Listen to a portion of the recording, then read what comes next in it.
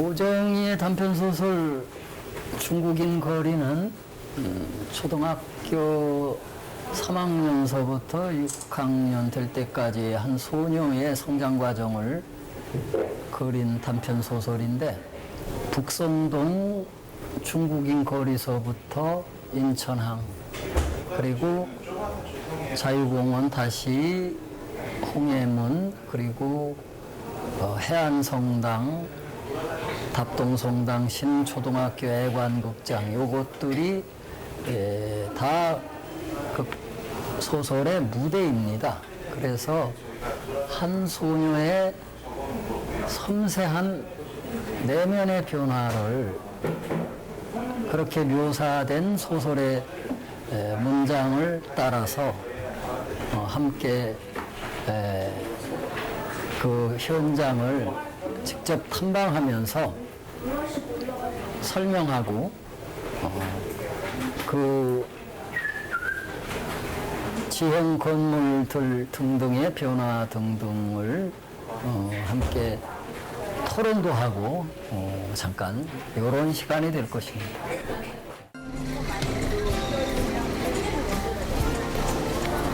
저게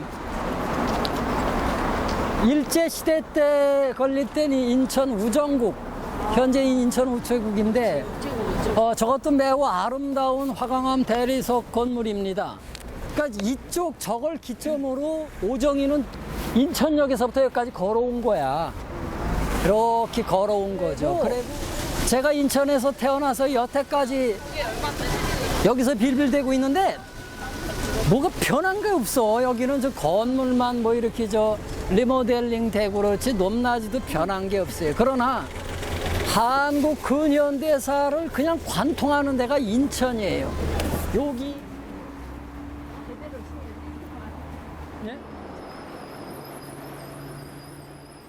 오정희 중국인 거리에서 묘사된 오정희가 이사와서 초등학교 3학년부터 6학년까지 다녔던 신흥초등학교입니다.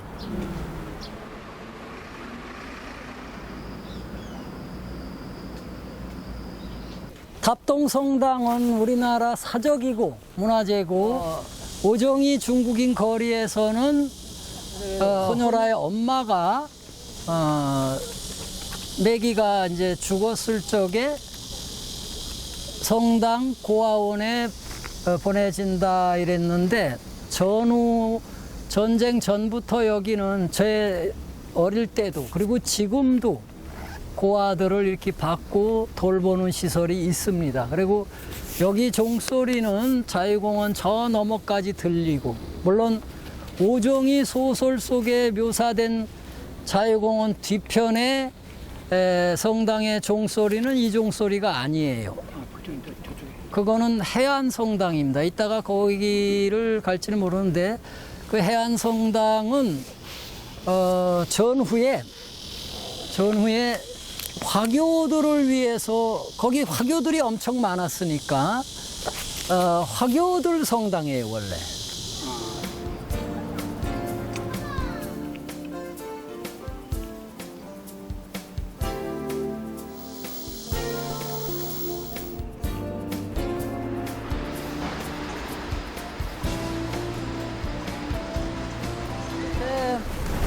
오정희 중국인 거리에서 잠깐 묘사된 극장이 이 극장입니다. 6.25 당시에는 파괴가 됐었죠. 근데 이 흔적, 벽돌 더미가 있었어요. 그리고 이 애관극장은 원래 협률사였는데 한국 최초의 서양식 극장입니다.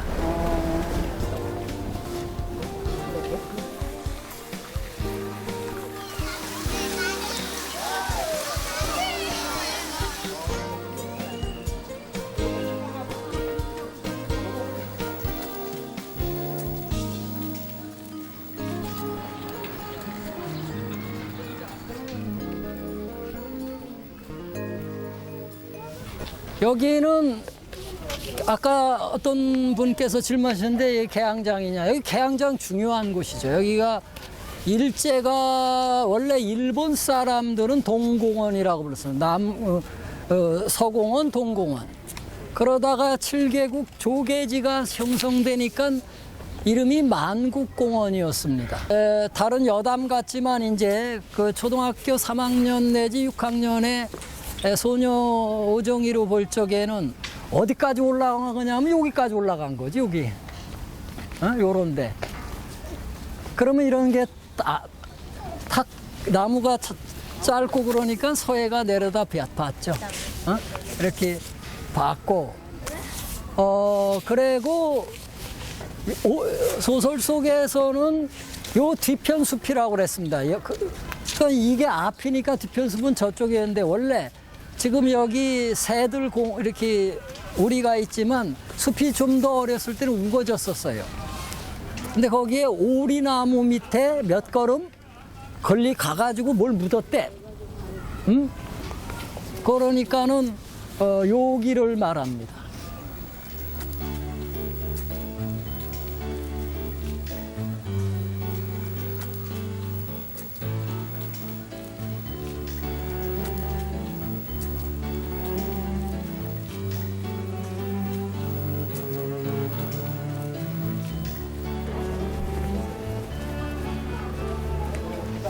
네. 학교들이 다 됐거든요.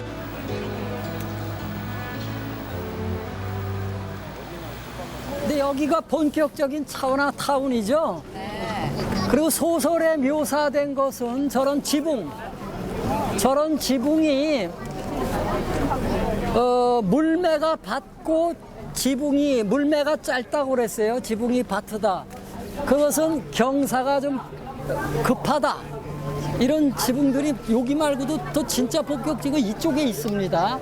원래 옛날에 있었던 건물들 이 일대였는데 오정이가 살 적에 그때의 여기는 매우 가난한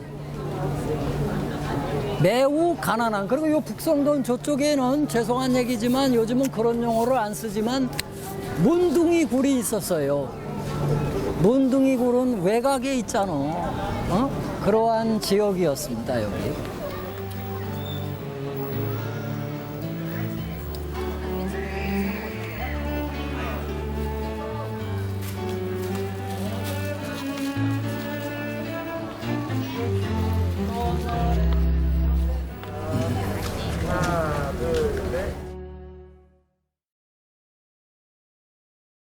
김영승입니다.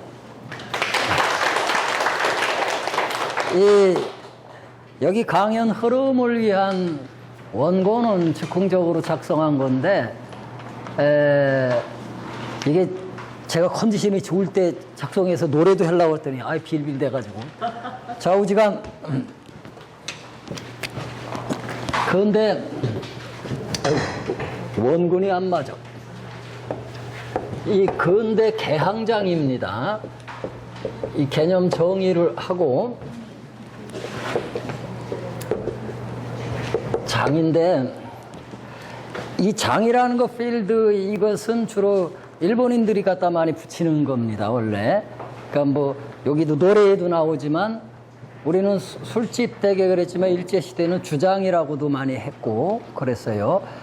그런데 좌우지간 부산에 이어서 원산 그 다음에 곧바로 인천이 1883년 고종 20년입니다. 그때 강제 개항을 한 거죠. 강제 개항했는데 그 이전에 부산은 이미 외관을 통해서 문호가 조금씩 열려져 있었어요. 근데 왜 하필이면 인천이냐.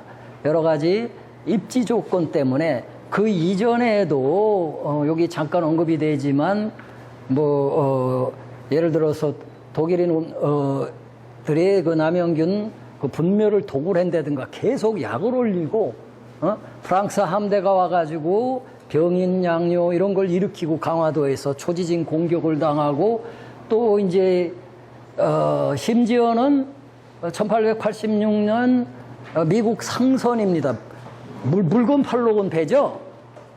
이것이 제너럴 쇼먼호인데 이것이 서해를 통해서 대동강을 통해서 평양까지 가가지고 맨날 하루 이틀도 아니고 한 번만 놔줘요. 랄랄랄라.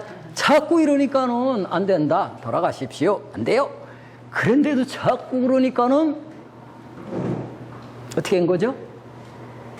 강력한 대원군의 쇄국 정책이 있었는데 자꾸 그러니까는 평양 시민들이 제너럴 쇼먼호를 공격해서 불태워버려요. 그러니까 미국이 그걸 빌미로 강화도 광성보 앞바다에다가 놓고 미국 함대가 와서 공격을 합니다. 그래서 대원군은 그래도 싸웠죠. 그럼 열리질 않았어요. 그래 놓고 전국에 척화비를 세웁니다. 척화비는 주화매국이래. 외국 오랑캐들과 화친을 하는 것은 매국행위다. 그럼 화친하면 어떻게 하겠다는 거예요? 죽이겠다는 거. 무서운 이걸 척화비를 다 세워놓고 그래도 안 되는 거야. 계속 일본, 미국이 뭔 그렇게 이쁘게 우리로 와요? 프랑스, 미국, 러시아 죄다 공격을 한 거예요. 그래서 할 수 없이 인천항이 열립니다. 개항이 된 거예요. 근데 인천은 알다시피 이 제물포라는 데는 개항 이전에는 그냥 조그만 포구였어요. 그랬더니 개항되고 수많은 외국인들, 수많은 문물들이 다 들어오고 하니까 뭐 그 이후로 쪼르륵 개항한 뭐 목포라든가 군산, 진남포 이런 데가 다 똑같이 이게 항구가 흥청거리는 데가 된 거예요. 왜? 거기 가면은 이농자들, 도시빈민들 이런 사람들의 부두 노동자로서의 일거리가 있어. 그렇죠? 일거리가 있으니까 이 하층 기층민들이 다 거기 모입니다. 모이니까는 거기는 물고기를 잡는 어부들만 있는 게 아니죠. 외국 선박들도 있고 또 유흥가가 있고 접대부가 있고 노동자들이 있고 그러니까 그러한 정서가 형성돼요. 그 이전까지는 그런 정서가 없었어요. 항구에서. 항구에서 그런 정서가 없었는데 그건 서민 정서라는 거죠. 매우 서민 정서였는데 그것이 전국적으로 이렇게 쭉 하나의 형성한 겁니다. 그래서 저는 개항 이후 일제를 겪으면서 항구의 정서는 제가 나름대로 붙이기는 이제 옥문관 정서, 옥문관 이렇게 붙여요. 옥문관이라는 것은 한나라 무제 때 저 서역이니까 서양이죠. 그쪽에서 그 이전에 이 개설된 이 실크로드를 통해서 그냥 동항 쪽 변방에 설치된 관문입니다. 그게 왜 옥문관이냐 하면은 거길 통해서 옥석들, 수많은 보석들이 수입되는 데예요. 그러면서 결국은 서양으로 가는 통로로 됩니다. 그러니까는 우리의 그 일제를 겪으면서 항구의 수많은 대중가요들이 사실은 거기에 모여서 지지고 볶는 사람들은 기층민들이 가난하고 이런 사람들인데도 거기도 남녀 간의 사랑이 있고 뭐 했는데 웬만하면 뭐 마도로스는 네덜란드죠. 그 외항 선원이에요. 근데 그들이 제복을 탁 입고 이제 소위 상륙을 하거든. 그럼 그 사람들 와가지고 술 먹고 이러는 거고 하룻밤 자고 가. 근데 마도로스인 남자가 그 당시에 우리나라에 몇 명이나 있었어. 그리고 마도로스 자신들도 이렇게 제복 입고 상륙해서 내려오지만 그들의 삶이 이렇게 낭만적이고 멋있는 삶이 아니에요. 선상반란으로 무수한 사람들이 폭력과 학대로 죽기도 했고 아주 그들도 심각하게 이런 사람들인데 심심하면 마도로스지. 옛날 노래에 그런 것을 옥문관 정서, 괜히 누구랑 이별하는 거, 자신이 마치 마도로스가 됐냐. 그런데 인천에는 이제 우리가 다뤄야 될 게 그런 인천항을 중심으로 기록된 소설들은 대개 하층민들이 소설이나 또 시곡들도 다 마찬가지입니다. 인천에 시곡들이 몇 작품이 있습니다. 근데 그것은 수준이 상당히 높아요. 그만하면은. 그 여기를 잠깐 보겠습니다. 그래서 이러이러한 그 역사적 사실 때문에 1883년 인천이 강제 개항을 했다는 거. 강제 개항했으니까 어때요? 좋은 면은 뭐지? 생전 보지도 못한 것들이 막 들어왔는데 그 이전까지는 없었던 새로운 교육제도들, 신학문이죠. 막 들어왔죠. 종교들도 막 들어왔습니다. 그 이전에 원래가 이 천주교가 들어왔죠. 들어왔지만 공식적으로 천주교 활동을 할 수가 있었어요, 없었어요? 없었지. 대원군이 다 그냥 다 박해를 해버렸잖아, 참수. 그래서 세계에서 짧은 기간에 성인이 제일 많은 나라 아니야, 우리나라가. 그쵸? 그러나 개항을 함으로써 다 몰려드는 거예요.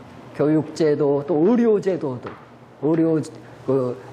의학을 공부한 사람들. 인천도 그래서 가령 인천 창녕동 출신의 그 김환란 박사, 초대 2대 총장이었던 이 사람도 가난한 집 소녀였어요. 이름도 환란이 아니야. 한문으로 환란인데 내리교회에서 세례를 받았는데 그 세례를 그때 줄 적에는 세례명도 있었어요. 헬렌으로 해라 해가지고 헬렌을 한문으로 환란으로 한 거야. 그 내리교회도 지금 한국 최초의 감리교회예요. 또 답동성당 그렇죠. 인천에는 이 한국 최초가 무지 많아요. 또 뭐 있지? 철도. 또 서양식 최초의 서양식 공원인 자유공원. 그리고 바로 여기가 우터골 운동장이 한국 최초의 서양식 운동장입니다. 여기가. 그래서 테니스하고 야구하고 그랬어요. 그래야 여러분들 한 120여 년 전에 여기서 테니스 했다고 생각해 보세요. 그때 기록들이 있습니다. 신문에. 그걸 뚝 보더니 여기까지 온 사람들, 이 서울에서 테니스 하는 걸 이렇게 보고 양반들이 아니 저런 것은 저 아래 것들 시켜서 치지 왜 저렇게 땀 삘삘 흘리면서 저걸 해내 그랬대요. 왜 운동 개념이 없는 거지. 여기서 자전거 대회, 야구 대회 별난 게 다 있었어요. 그러면서 이 일대가 그래서 개항장이라고 하면 개항을 하면서 7개 조차지가 형성되고 거기서부터 그러니까는 신포동서부터 뭐 항동, 중국인 거리, 여기 응봉산, 여기 요 산이 응봉산입니다. 요 일대 북성동까지 이 일대를 다 개항장이라고 합니다. 그러니까 이 개항장과 관련된 문학 작품을 다뤄야 하는 거예요. 다뤄야 하는데 한쪽에서는 이 개항장의 이러한 것을 낭만적으로 본 사람들이 있습니다. 낭만적으로. 그래서 주로 뭐 달콤한 뭐 풋사랑이니 뭐니 그러나 사실은 여기는 여기도 나오지만 꿀이라고 합니다. 중국어로 이제 쿨리인데 이 중국에서 온 거의 노예와 같은 하급 노동자를 말합니다. 이 사람들도 많이 들어왔습니다. 그래서 인천 그 시장 사택 그 밑에 축대 홍해문의 일부 이런 것도 그 사람들이 막 채찍 맞으면서 축조한 거예요. 아주 값싼 노임을 받고 일하는 노동자들이죠. 노동자. 자, 여기 잠깐 보겠습니다. 그래서 항구의 정서라는 것은 이렇게 개항과 더불어 그 이전에 없었던 정서가 형성되는데 낭만적으로 볼 적에는 이렇게 괜히 누구랑 이별하고 풋사랑이고 어쩌고 하는 거지만 사실은 항구가 포구가 옛날에는 작은 어선들이 어부들이 주로 그걸 드나들었는데 나중에는 도시 빈민들, 이농자들 또 섬 사람들 먹고 살기 어려운 사람들이 나름대로 일리 다 몰려든 겁니다. 대개는 부두에서 하역 작업을 하고 하역 작업을 하니까 술집이 있어야죠. 그러니까 접대부들도 있고 매춘부들도 있고 다 그런 것만 있나? 아까 말씀드렸듯이 초기에는 일본과의 모든 그 조약이 다 불평등 조약이라 치외법권이라 일본인들의 그 무분별한 그 마음대로 할 수 있는 그런 범죄 이런 게 들끓는 공간이었다는 거. 들끓었죠. 그러한 가운데서 인천입니다. 원래가. 자, 그래서 여기를 보겠습니다. 앞에 이 노래 아셔? 잘 있거라. 왜 별안간 부산 항구냐? 이게 이유가 있어. 부산 항구야. 이게 술 한잔 마시고 부르기가 참 좋죠? 어? 미스킴도 잘 있어요. 미쓰리도 안녕. 이 노래가 1961년에 발표된 노래인데 제가 이 어렸을 때부터 이 다음 노래를 나도 모르게 무척 많이 불렀댔어. 이 갈매기 주장이라는 거 혹시 아시는 분 계시나 봐요. 부기 우기 부기 우기 우기 이 노래. 항구의 주장이다. 오랜만에 만났으니 헤어질 순 없지 않나. 이 노래예요. 여보게 이 사람아 친구 좋단 말이 있네. 부어라 마시어라 이 밤을 세워보자 항구의 주장이다. 이것도 백야성 노래입니다. 그런데 요런 정서가 원래 없었어요. 개항 때문에 다 이렇게. 개항. 그런데 더 일제시대 아주 전에 해방이 되기 전에 너무나 유명한 노래가 바로 선창이죠. 선창이라는 말도 일본어예요. 그래서 나중에 부두라는 말로 한글학회가 순화하기로 한 겁니다. 울려고 내가 왔던가 이런 노래. 웃으려고 왔던가. 그래가지고 뭐지 여기 비린내 나는 부둣가에 이슬 맺힌 백일홍 이러는데 요런 부분 그대와 둘이서 꽃씨를 심던 그날들 이렇게 낭만화됐지만 비참한 삶들입니다. 이게 죄다 거의 비참한 부두의 삶들이 대부분 있었다는 거.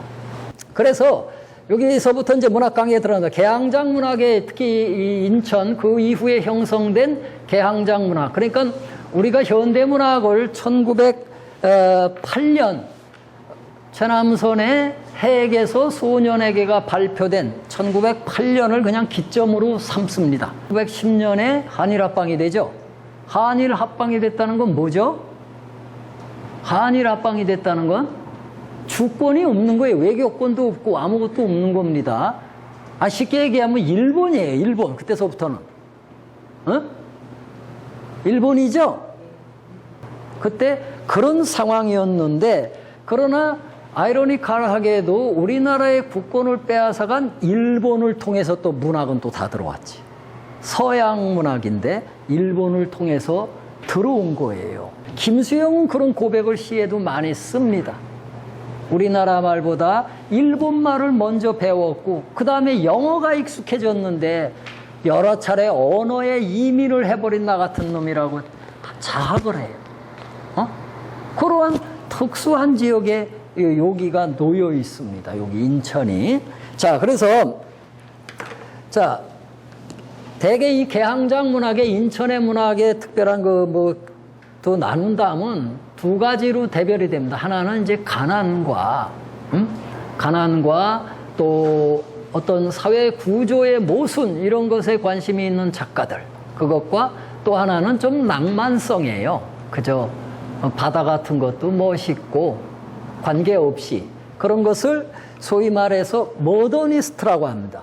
근데 인천은 주로 무대가 인천에도 여기 이제 빈민굴 이런 게 나오는데 빈민굴이라는 것은 지금의 어디를 말하냐면 저 도원역 뒤에 그 우강로 거기 어디죠? 지금 뭐야 그 전도관 있는데 그 일대 다 빈민굴이었고 한때 중국인들이 있었던 거 북송동도 그렇고 저 일제시대 때 생겼던 수도곡산 여기가 다들 이제 빈민굴입니다. 그런데 이런 빈민굴에서의 문학인데 자 보세요. 김동인의 감자도 빈민굴 나와요 안 나와요? 평양 칠성문 밖 빈민굴에 거기 살던 사람들이 근데 인천의 작가들은 물론 소설의 그 리얼리즘이라는 건 이렇게 제시만 하는데 염홍섭이라는 작가는 그러한 사회적 모순, 구조적인 왜 이 사람들이 왜 이렇게 먹을 게 없고 그래야 되는가를 매우 괴로워한 것이죠. 그러니까 이렇게 사상적 기저를 갖고 그러다 보면은 자연스럽게 이제 그들이 속한 게 소위 카프라고 합니다. 조선 프롤레타리아 문학가 동맹. 이것은 무산자 계급. 그러니까 요즘으로 얘기하면 뭐 이렇게 좌파 문학이라고나 할까? 이러한 사상가들이 인천에는 많았어요. 많았다. 비슷한 주제가 여기 인천 출신의 그 희곡 작가 함세덕이 쓴 그 무의도기행이 있습니다. 거기도 이 도시로 먹고 살기 위해서 다 인천항으로 오는 거죠. 무의도 여기 아닙니까? 그러한 갈등 구조가 충돌이 다 오는 요걸 다루고 있다는 거. 그렇다면은 이제 그들이 가치관이 뭐 도덕적으로 옳다 그르다를 떠나서 새로운 세력들이 막 흔들어 놓는 것이죠. 거기서는 없었는데 섬도 그들 나름의 사랑이 있고 뭐 이렇게 하고 이랬는데 다 흔들어 놔버리는 그 과정을 쓴 겁니다. 여기 잠깐 보겠습니다. 함세덕이 대표작 무의도기행 역시 인천 앞바다에서 무의도와 인천항을 그 무대로 하고 있다. 그리고 산허굴이라는 작품도 있습니다. 근데 동네 이름이 거기에 실명으로 많이 등장해요. 먼 우금은 현재 옛 지명을 회복하고자 이걸 다시 씁니다만 먼 우금 초등학교도 있고 그래요. 그런데 이거 제가 사는 이 동춘동의 옛 이름입니다. 여기 이거는 배다리도 나오고 그 다음에 이 함세덕과 또 진우촌이라는 인천 출신의 이 극작가들은 애관극장을 드나들면서 청소년기에 이 극작가의 꿈을 키우고 그랬답니다. 애관극장도 한국 최초의 서양식 극장입니다. 협률사가 시발이죠. 거길 드나들면서 극작가의 꿈을 키웠다는 겁니다. 이 함세덕은 화평동 출신인데 동랑 유치진과 더불어 일제시대의 쌍벽을 이루던 희곡 작가입니다. 그 다음에 여기 밑에 보면은 또 중요한 게 있습니다. 여기에 이제 경성제대 출신의 철학가 출신의 이 유명한 김동석이라는 지식인이 있었는데 비평가예요.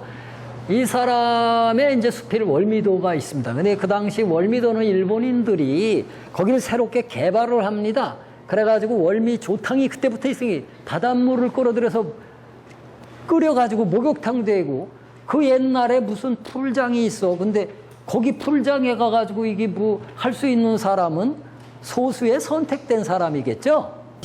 그리고 월미도를 위해서 대한제분인데서부터 거기까지 진입로를 그들이 공사를 해버려요. 월미도는 섬 아닙니까? 섬이에요. 그러다 나중엔 다 매립을 해버렸는데 그런데 이러한 축이 하나 있는가 하면은 여기 이제 이태준 소설가 이태준의 단편 밤길이 있습니다. 여기에서 무대가 월미도예요. 일제시대 때 월미도인데 그때는 이 사람들은 거기에 진짜 먹고 살려고 온 노동자들이에요. 근데 거기서도 비참한 일들이 벌어가지고 그냥 아내가 뭐하고 뭐 버리고 바람나서 도망가고 다 가난 때문이야. 그런데 애를 맡겨놨는데 애가 죽었죠. 죽어가지고 그 애 시신을 묻기 위해서 그 비 내리는 밤에 몰래 문학산을 넘어서 주안까지 가는 과정을 그리고 있어요.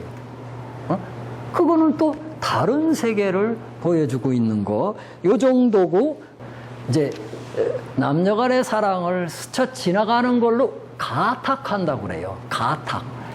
자기를 실는 거야. 그 마음을. 마치 자기는 뭐 바람처럼 구름처럼 뭐 같다는 거. 낭만성이죠. 그런 걸 낭만성이라고 합니다. 그 다음에 여기를 보면은 뒤를 보겠습니다. 그래가지고 이제 대학문학을 본격적으로 이제 산책을 하는데 앞부분만 좀 하겠습니다. 우리가 여기 우터골에 왔죠? 이 우터골 운동장은 한국 최초의 서양식 운동장입니다. 그래서 테니스 해고 막 그랬으니까 왠가 서양인들이 다 드나들었죠? 그래가지고 이제 일제가 점령하면서 여기에 인천중학교가 생겨지는데 이 제물포고등학교의 전신입니다. 그래서 인천중학교하고 제물포고등학교는 같은 학교예요. 그런데 여기에 왔으니까 어차피 여기에 인천중학교 제물포고등학교에 하면 어차피 시인 배인철을 여기서부터 풀어나갈게요. 배인철이라는 시인이 있었는데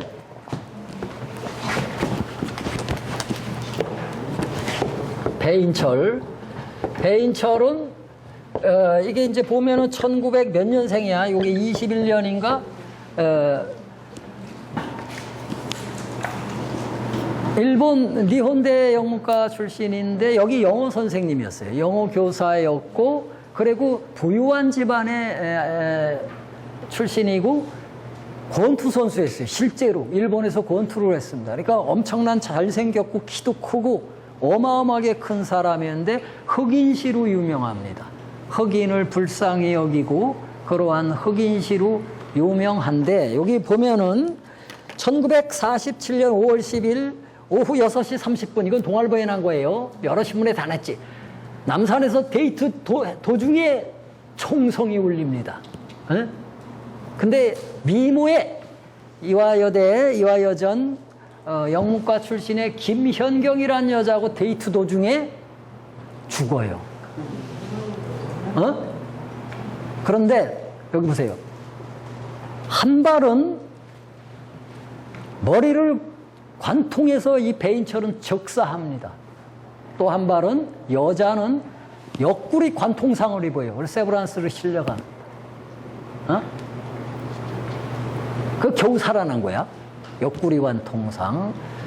그러니 여기 인천중학교 하면은 여기 시인 하면은 배인철이 떠오르는데 배인철 하면은 또 김현경이라는 여자가 떠오르죠. 미모라고 그래요. 근데 그 김현경은 훗날 시인 김수영의 부인이 됩니다. 어땠죠? 김수영은 서울에서 피난을 미처 못 가가지고 빌빌대다가 인민군에 징집이 돼버렸어.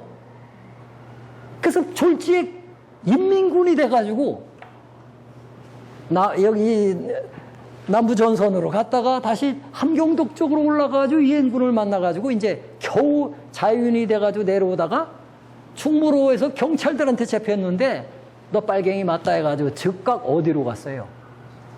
거제도 포로수용소. 김수영의 산문과 시 속에는 거제도 포로수용소에 대한 기록이 딱 한 군데밖에 없어요.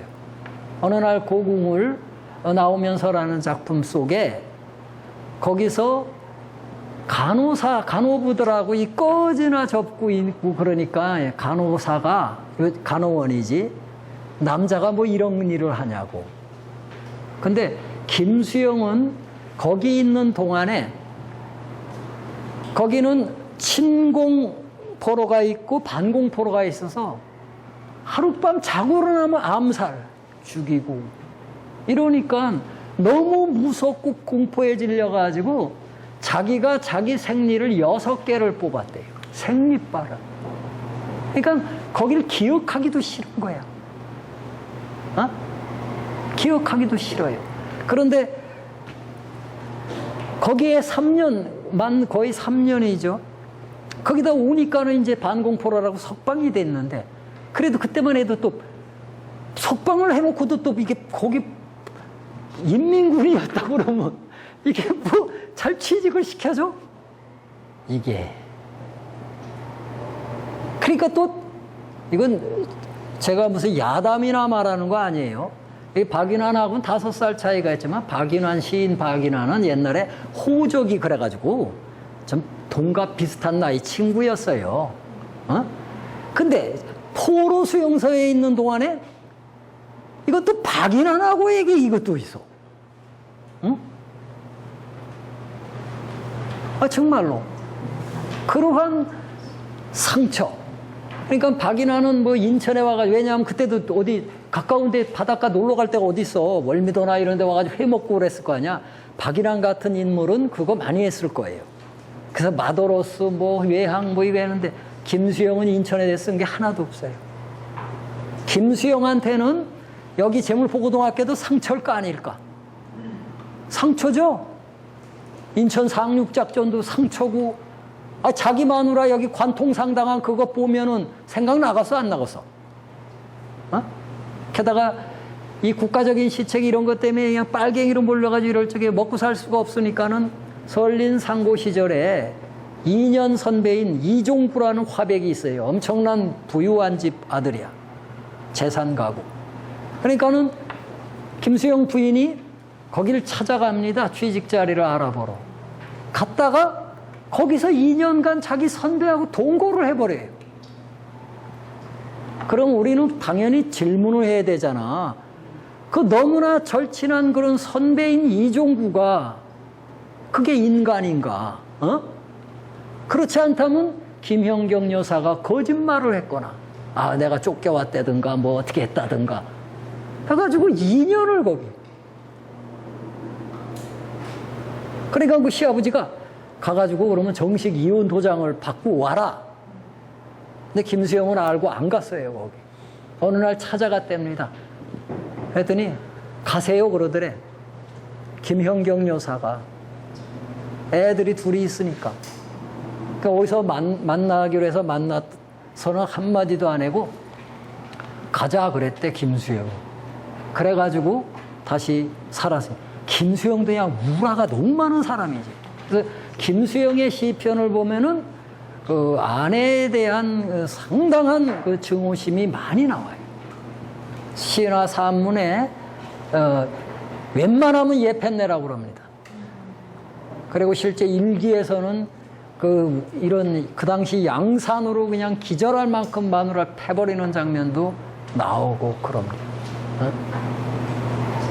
그게 이런 역사의 격변을 겪으면서 일어난 일이고, 또 인천에 여기에 배인철 시인이 일찍 요절했지만, 자 보세요. 그 사람이 일파만파로 또 여러 시인들에게 가슴속에 있고 뭐 상처도 주고 다 영향권에 있지. 많잖아요. 박인환까지. 그리고 박인환조차도 또 이게 또 김수영은 자기 아내하고의 또 연적이나 이런 관계가 있어서 박인환이 먼저 죽었을 적에 장례식도 안 갔어요. 몇 년 후에 그 박인환을 경멸하는 이런 평론을 써서 발표를 해버렸어. 친구인데도. 근데 나 같아도 그럴만해. 왜냐하면 박인환은 뭐 외국의 뭐 러시아 출신 어떤 소설가가 입은 이 잠바나 코트 같은 거, 이런 거 사진을 어디서 구해보면은 미군들이 쓰다 버린 담요를 어디서 구해와가지고 그걸로 지가 가위질해서 이렇게 해가지고 그걸 만들어 입는 사람이니. 그렇게 가을 남자예요, 박인환은. 바바리 코트 이거 기탁 하고 담배도 못 피는 사람이 이렇게 그냥 파이프를 탁 밀고 다니는 그걸 경멸했지, 김수영. 근데 맨날 결혼했는데도 그 마누라가 이쁘다고 거길 드나들고 그랬거든요. 숭이동 일대 거기 가면 다다미집이, 다다미 아세요? 아세요? 다다미를 지금 일본식으로 그대로 만들어서 파는 데가 아직도 있어요. 그리고 김수영의 시 속에도 신경질적으로 나오는데, 역시 김수영은 그 직관의 능력이 있는 시인이죠. 술을 많이 마시고 그랬지만, 이제 술집에 갔는데 어떤 K는 이북 출신이야. 욕도 잘했잖아요, 김수영은. 또 누구는 H는 일본에서 철강 막노동을 하면서 학비를 다 번 강자다. 흔들림이 없다. 하는데 그 마룻바닥에 우리같이 가부좌를 못해. 이걸 일본 사람들은 이게 무릎 꿇고 왔는데 이게 습관이 돼가지고 그 술집에서도 무릎을 꿇고 술을 아직도 처먹고 있는 저 새끼, 뭐 이런 게 나옵니다, 김수영은. 자, 그 다음에 잠깐 여러분들 또 대중적으로 너무나 많이 알려진 조병화 선생이 여기 인천중학교 선생님이셨습니다. 여기에. 그래서 사실은 그가 시인이 된 시인도 여기에서 첫 시집 버리고 싶은 유산도 여기의 일들, 그리고 가끔 월미도나 서해 섬들에 가서 쓴 시들이 다예요, 다. 그게 그래서 너무나 유명한 추억이라는 시, 뭐 노래로도 만들어진 거 아시죠? 잊어버리자고 바닷기슭을 걸었던 날이 하루 이틀 사흘, 잊어버리자고 조개 줍는 해녀의 물이 사라진 겨울바다를 걸었던 날이 뭐 하루 이틀 사흘. 조병화한테는 시인 그렇게 잊어야 할 여자들이 꽤 있었나 봐요. 난 없어. 없어. 인천에도 아까 말한 경동, 내동 이런 데는 일제시대에도 번화가였어요. 그래서 내동, 경동역에는 일제시대부터 구두 양화점 이런 거. 아니 무슨 양화점에 일제시대에 그 구두 신고 다니는 사람이 몇이나 있겠어요. 다 그래도 괜찮은 삐까번쩍들이나 그랬죠. 양복도 마찬가지예요. 양복도. 그래가지고 일제시대에는 그런 빈대떡 신사 있잖아요. 양복이 입은 뭐 시인사가 뭐 요리집 앞에서 배를 맞는다. 그렇다고 이렇게 공개적으로 때려? 뭐 하면서 때리죠? 돈 없으면 집에 가서 빈대떡이나 쳐먹지. 그러니까 이걸 차려 입었다는 것은 뭔가 행색을 한다는 거야. 이것도 그렇고. 그러한 시대에 대한 것. 그러니까는 한 가지, 현덕의 남생이에는 총체적인 부분이 너무 이렇게 초점화된 거. 왜냐하면 만약에 김유정의 단편들은 이게 산골 아니야. 거기는 다른 문화를 접하려도 노력해서 나가야지 접하지. 근데 인천은 그게 공존했어요. 극빈층과 최고 화려한 게 어디나 공존한 데가 이 인천이거든. 최고 화려한 데가. 그런데 한쪽만 이렇게 되어 있는 건 좀 아쉬워요. 근데 아마 그 현덕이 그렇게 맞춰야지 이게 신춘문예에 됐을지 모르겠어. 근데 그 현덕이 김유정을 그렇게 쫓아다녔대네. 그래가지고 김유정에 의해서 등단이 되었다고 나오고 있어요. 그렇다면 김유정의 소설적 장치, 아까 말한 소낙비 김유정의 단편에서도 이런 가난, 거기서 여성의 매춘, 또 그리고 남자의 무력화, 요게 박자가 그렇게 돼요. 이렇게 되는 거. 자, 그 다음에 뒤를 보세요. 이제 빨리빨리 할 거야. 그래가지고, 근데 문제는 여기에 그렇다면 그런 것만 쓰면 이게 장땡이냐? 그러면 논설문이지 무슨 소설이야? 소설적 미학을 갖추고 있어요. 여기 5페이지, 5쪽 밑에 좀 보세요. 5쪽 밑에 보면은, 중간에 보면은 춘호처에 대한 묘사를 어떻게 했냐면 여기에 비에 쪼르륵 젖은 치마가 몸에 찰싹 휘감기어 허리로 궁둥이로 다리로 살의 윤곽이 그대로 비쳐올랐다. 요것은 남성들이 보기에 좀 보기에 좋다라는 거야? 의학이라는 거야? 에? 그러한 묘사가 이게 자색이 있다는 거예요. 이 약간 그런 건데 공통점이죠. 이 남생이의 노마 엄마도 그런 거. 그럴 적에 여기에 표적이 되었다는 것이죠. 또 그 다음에 뭐 윤은길의 최근작인 타임 레코더라는 작품도 이런 걸 다루고 있습니다. 자, 그 다음에 이것만 보고 빨리빨리 해. 여기 오정희의 중국인 거리는 너무나 유명하죠. 이건 좀 후대에 발표된 것이지만 특별히 청관과 그 중국인 그 일대를 그 배경으로 아주 세세히 묘사가 되고 저도 그 일대에 가면은 어린 시절에 분명히 거길 보면은 느꼈던 석유집, 이게 아주 유명한 석유집이 있어요. 그 일대가 가면 석유 냄새가 아주 그냥 진동해. 그게 다 이렇게 기억이 나요. 그리고 어린 시절에 또 한동안은 그쪽 중국인 거리는 좀 우리들한테는 무서운 거리야. 왜? 한동안은 이제 박정희가 화교의 경제 상한성을 법으로 묶어버렸어.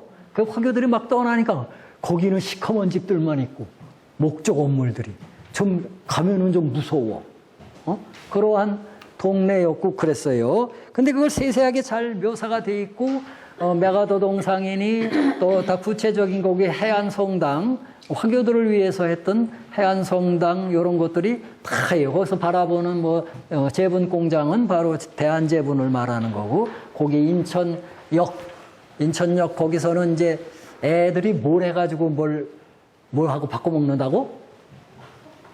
네, 석탄이 떨어져요. 그럼 그걸 이렇게 모아가지고 가서 팔면은 뭘 주고, 그러한 그때가 다 있어요. 그리고 또 공존하는 것은 저도 어렸을 때까지만 해도 죄송합니다만 그 양공주들이 인천에 많았습니다.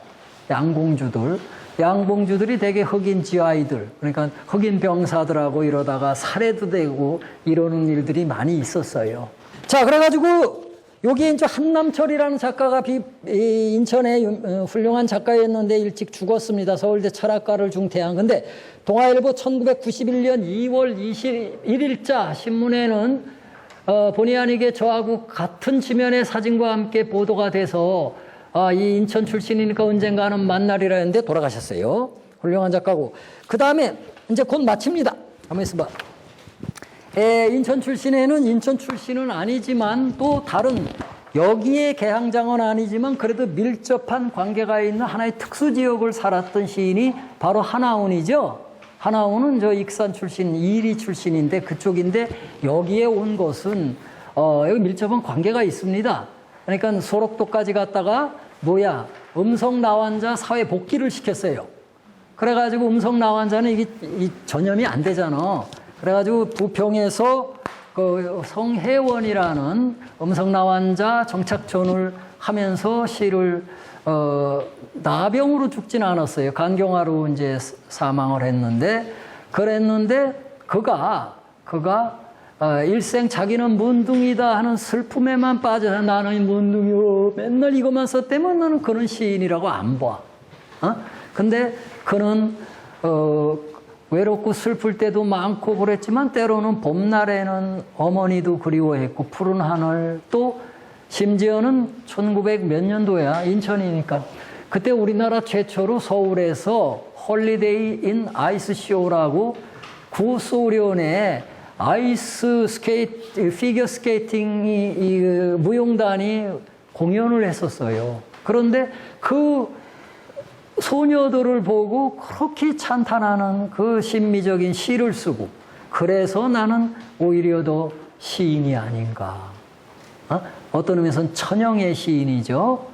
그래서 인천도 그것은 한 가지 중요합니다. 왜냐하면 아까 개항장 초기에 그 옛날 일제시서부터 인천의 빈밀군이 지금 그 동네 사람들 그 얘기 들으면 나한테 항의할지 몰라도 저 전도관 있는데 우강로 도원역 뒤에 거기가 이제 소위 빈민굴, 수도국산 몇 군데가 있어 특수계층이죠.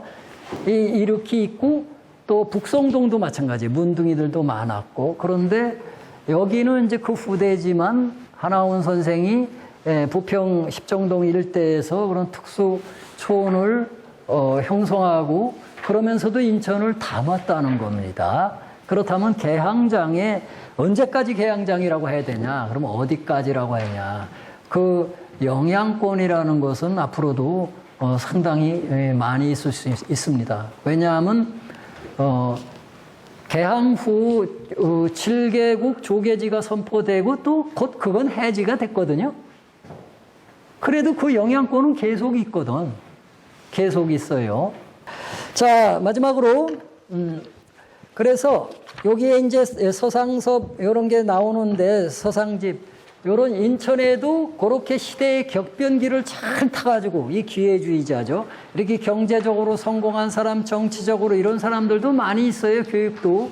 그럼에도 불구하고 또 지지리도 또 그냥 실패한 사람들, 죽산 조봉암 같은 건 죽었죠. 사형도 당하고 이러한 사람들이 많은 공간이 여기다. 근데 그렇다면 문학은, 특히 개항장 초기의 문학들은 그렇다면 여러분들이 우리의 지금 남는 게 그래도 좀 알려진 작품들, 김유정의 작품들, 뭐 이효석의 메밀꽃 필 무렵처럼 인천 그 개항장 그 시대 그때 무슨 소설가, 작가 무슨 작품 아까 말한 남생이 빼놓고 한번 대봐. 뭐 있어? 있어요? 없지? 없어요. 그것도 남생이도 최근에 이제 자꾸 이렇게 됐고, 그동안은 또 상당히 많은 작가들이 또 아직도 거론 못하는 게 월북을 했어요. 응? 월북을 했다. 그런 것이에요. 그러면은 어떤 의미에서는 다시 이제 원점으로 돌아와서 이제 개항장은 지금부터다. 지금부터 여기에 문학을 누군가가 이렇게 꽤 맞추고 쓰고 애정을 갖고 이래야 되는데, 또 그것은 꼭 인천 토백이만 하는 것도 아니야. 근데 작가가 없어요. 작가가. 또한 여기에 또 그 이후지만 인천은 또 유명한 브라질과 아르헨티나 또 하와이로 이민 가는 이민선이 출발했던 곳이죠. 그러면 이민선이 가면은 거기서 좀 성공하고 그러면 도로 또 가끔도 오래지. 그러면 또 브라질로만 이민 가면 브라질에 한 군데만 있어? 거기 아르헨티나 밑으로 많이 퍼졌어요. 많이 퍼져서 교민들을 형성하고 그들의 애환도 많이 담아있고, 놀라웠게도 브라질이나 이런 데서도 그 사람들이 문집 비슷하게 이런 걸 발간한 게 지금 하와이 대학에서 있고, 고향을 그리거나 뭐하는 이 시도 써놨고 그랬더라고. 그분들도 그런 게 있어요. 자, 소월과 그리고 여기 마지막으로 뒤에는 하나운의 작약도라는 시가 수록되어 있는데, 인천여고 문예반 여학생들과 작약도를 가면서 쓴 겁니다. 그렇다면 제가 제목을 장난기 있게 잘 있거라 인천항아 했는데, 한번 떠나봐야지 뭔가 또 재편될 수도 있고 그래요. 그래서 문화적으로 지금 131년이 됐는데 개항이 아직도 도처에 그 영향권 안에 다 있습니다. 우리가 구사하는 언어들도 상당히 태반은 일본식 한문 조어가 되어 있는 게 많죠. 뭐 법률 용어는 뭐 고치려고 그랬어. 예를 들어서 위법성 조각사유 이런 걸 고치려고 법원에서 노력을 해서 그렇게 하자 했더니 안 통해. 왜? 다른 쉬운 말로 고쳐놓으니까 권위가 안 선다는 거야. 권위가. 권위는 계속 해봐야지.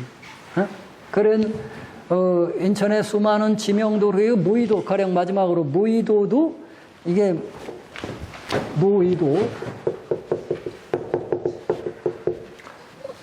무의도지. 여기 무의도입니다.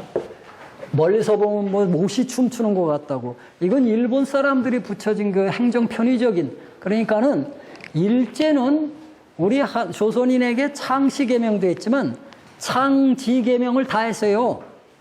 지명도 다 일본식으로 다 바꿨어. 수많은 서해 섬들은 다 일본 사람들이 다 바꿔놨어요. 한문으로. 섭도 이런 것도 신도라고 바꿔놨고, 살도도 화살 시자로.